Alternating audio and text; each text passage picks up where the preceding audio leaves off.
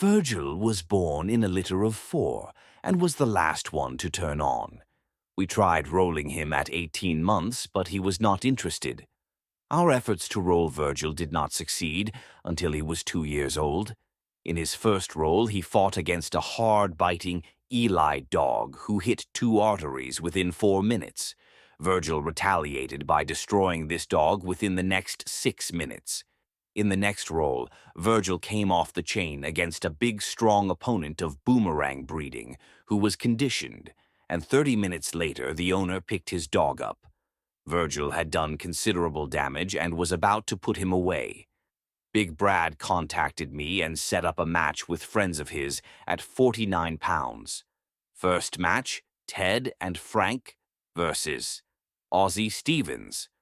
When released, Virgil barnstormed his opponent called Harley from the first minute and never let up until Ted picked up at 28 minutes. Virgil never got a mark on him.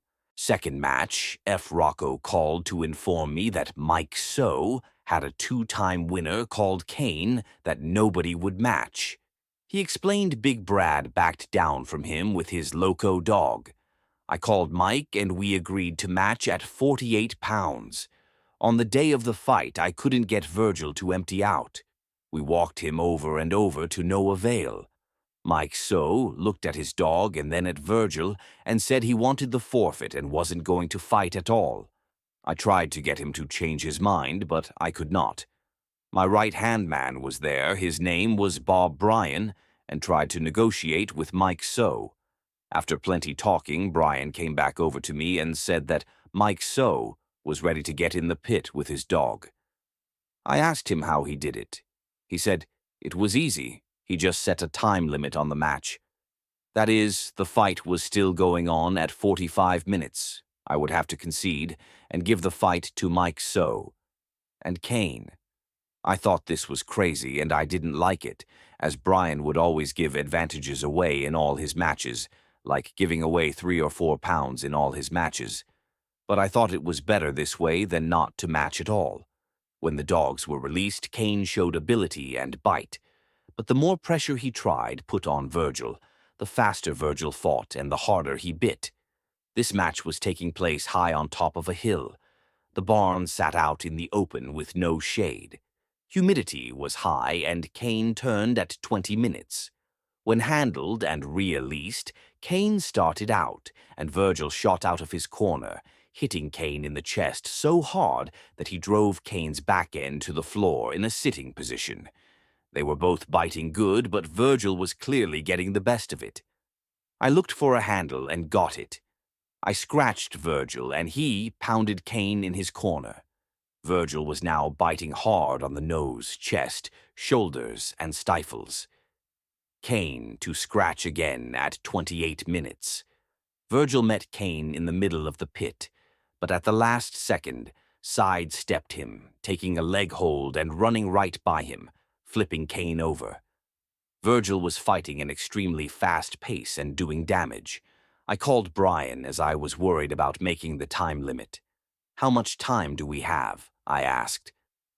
Bryan replied it was now 32 minutes. I got a handle and back of the pit. Virgil went into a foul hold, and once again I called to Bryan. "How much time do we have?" Bryan called out 36 minutes. I got a handle immediately, and when Gr.Ch released Kane, he fell in his corner and was counted out at 38 minutes. This fight made 2 for Virgil. Bob Bryan and Greg Garnett contacted me quite some time later, and they said they had a match hooked up against Gr.Ch. Elmo, which was a litter mate to Gr.Ch, Mickey, and Gr.Ch, Trouble. I was the second match at this convention. Chicken Man Dave fought first and lost. It was his barn and his scale. When I weigh, the scale was gone. I asked Chicken Man where the scale was, and his reply was that he was not letting anybody use his scale, it all sounding fishy to me.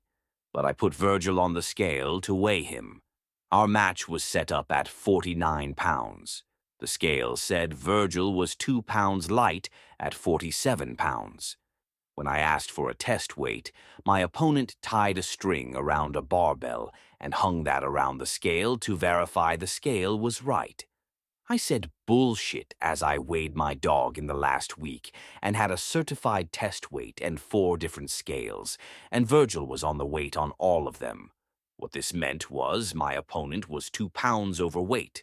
But with all the arguing, I said the hell with it, let's get it on. Virgil met Elmo in his corner, and Elmo popped an artery in Virgil's muzzle and another one in his shoulder. By 8 minutes, Elmo had Virgil down, but Virgil was deep into the chest from the bottom. When under pressure, Virgil seemed to lose his temper, and sure showed it this day. For at the 8-minute mark, he came off the bottom with Elmo's chest in his mouth, and he pressed Elmo over his head. Elmo's front legs fell over Virgil's back while his legs were suspended in mid-air. Virgil then threw Elmo to the pit wall. He made a flurry into the throat for a couple of minutes and switched to a belly and kidney hold. Virgil had unusually long fangs, and he buried them up to the gum lines in his kidneys. Virgil left loose and then repeated this procedure 2 more times. After that, Elmo was not fighting back. His owner gave up the fight at 30 minutes, but his dog died a short while later. This was win number 3 for Virgil. 4th fight, I was called by Frank Bunce to match into Gr.Ch, Chison, who was a 4-time winner. He was owned by Swango and Sears, bred by K. Gaines. In this fight, Virgil caught in his corner and popped an artery with the first 5 minutes. It seemed that every time Virgil touched him, he drew blood. But Gr.Ch Chison was game and determined. Virgil had a rough time with him but was slowly breaking him down. By 40 minutes, Gr.Ch Chison was in bad shape.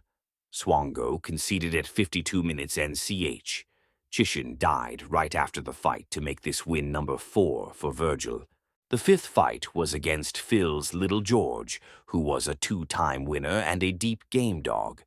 Virgil experienced some kidney problems in the 4th fight, and in the last 2 weeks before this match, the kidney problems came back. Virgil started out fast and tore a gaping hole in Little George's chest.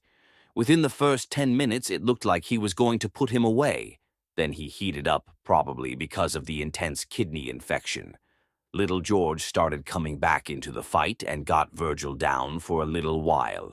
But the more George tried to put on Virgil, the worse Virgil bit him right back into the gaping hole that he opened in the beginning of the fight. As they were standing up, battling it out, you could see the blood dripping out of his chest like you turned on the spigot. I had been dripping like this from the beginning of the fight. Little George had weakened and went down. He had a hold of Virgil's leg. Virgil was chewing on his head to get him off, and it sounded like he was chewing on his knuckle bone.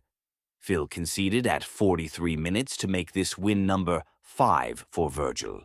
He was 6 years old, and I sold him to Solo, formerly with STP Kennels, where he lived until he died at 11 years old.